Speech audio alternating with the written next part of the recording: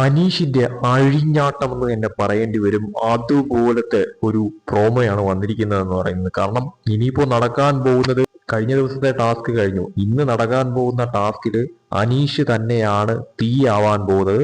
കഴിഞ്ഞ ദിവസവും അനീഷ് തന്നെയായിരുന്നു ഏറ്റവും കൂടുതൽ ഫയറായത്. എന്നാൽ ഈ ദിവസവും അനീഷ് തന്നെയാണ് ഏറ്റവും കൂടുതൽ ഫയറാവുന്നത്. ഹൈലൈറ്റ് ആവുന്നത് അനീഷ് തന്നെയാണെന്ന കാര്യത്തിൽ ഒരു സംശയമില്ല. കാരണം ഇപ്രാവശ്യം എനിക്ക് തോന്നുന്നത് പ്രോമോയിൽ കാണിച്ചിരിക്കുന്ന പ്രകാരമാണെങ്കിൽ ക്വാളിറ്റി ചെക്കേഴ്സിൽ നിന്നും ജിഷിൻ മാറിയിട്ട് അനുമോളും സാബുമാനുമാണ് അവിടെ ഇരിക്കുന്നതെന്ന് പറയുന്നത്. സോ ജിഷിൻ ചിലപ്പോൾ മാറിക്കാണും.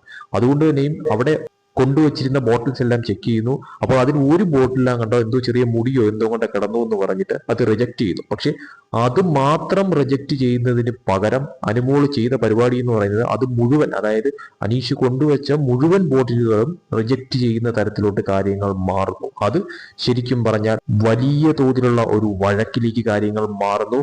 സംഭവം അനീഷ് അവിടെ ഇരുന്ന എല്ലാ കുപ്പികളും, അതായത് അനീഷ് കൊണ്ടുവച്ച ലെമൺ ആയാലും അപ്പുറത്തെ ടീമിന്റെ ഓറഞ്ച് ആയാലും എല്ലാം വലിച്ചെടുത്ത് താഴെ ഇടുന്ന തരത്തിലോട്ട് കാര്യങ്ങൾ മാറുന്ന ഒരു മാസ് സീനാണ് പ്രോമോയിൽ തന്നെ കാണാൻ സാധിക്കുന്നത്. സോ ലൈവ് എപ്പിസോഡ് തീർച്ചയായിട്ടും അനീഷ് തൂക്കുമെന്ന കാര്യത്തിൽ സംശയമില്ല. ശരിക്കും പ്രോമോയിൽ കാണിച്ചത് പ്രകാരമാണെങ്കിൽ അനുമോള് കാണിച്ചത് തെറ്റായിട്ടുള്ള ഒരു കാര്യമാണ്. കാരണം ഒരെണ്ണത്തിൽ എന്തെങ്കിലും ഉണ്ടെങ്കിൽ അത് റിജക്ട് ചെയ്യുന്നത് ന്യായമെന്ന് പറയാം.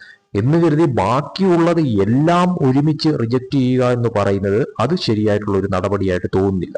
എന്തായാലും 2 ദിവസത്തെ ഈ ടാസ്കിലും അനുമോളുടെ ഓരോ പൊട്ടൻ കണ്ടുപിടുത്തങ്ങൾ കൊണ്ട് ടാസ്ക് കുളമാവുന്ന തരത്തിലോട്ടാണ് കാര്യങ്ങൾ മാറിയത്. എന്തായാലും ഇന്നത്തെ ദിവസം അനീഷ് നല്ല രീതിക്ക് തന്നെ കൊടുത്തിട്ടുണ്ട് എന്നുള്ളത് ഉറപ്പായിട്ടുള്ള ഒരു കാര്യം തന്നെയാണ്. ബാക്കിയെല്ലാം നമുക്ക് ലൈവ് കണ്ട് തന്നെ മനസ്സിലാക്കാം. കൂടുതൽ BB അപ്ഡേറ്റ്സുമായിട്ട് വീണ്ടും വരാം.